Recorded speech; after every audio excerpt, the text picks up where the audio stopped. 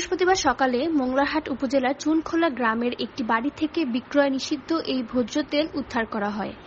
এই সময় বাড়ির মালিক আশিকুর রহমানকে আটক করে পুলিশ। পুলিশ জানায়, মেসার্স শিকদার এন্টারপ্রাইজের ডিলার সাবরাজ শিকদার ন্যায্য মূল্যে বিক্রির উদ্দেশ্যে টিসিবির তেল উত্তোলন করে গোপনে কালোবাজারে বিক্রির উদ্দেশ্যে আশিকুর রহমানের বাড়িতে রেখেছিল। গোপন সংবাদের ভিত্তিতে অভিযান চালিয়ে 30 কার্টুনে 540 লিটার সয়াবিন তেল উদ্ধার করা হয়। এ ঘটনায় মোল্লাহাট থানায় পুলিশ বাদী হয়ে একটি মামলা দায়ের করেছে।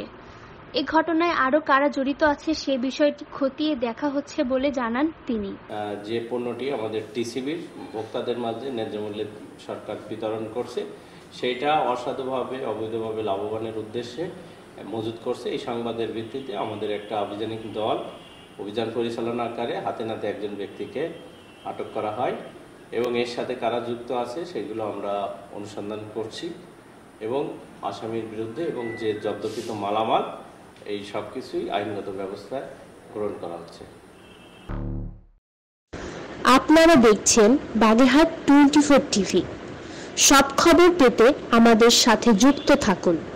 সাবস্ক্রাইব করে আপনার প্রিয় পছন্দের চ্যানেলটির সাথে থাকুন।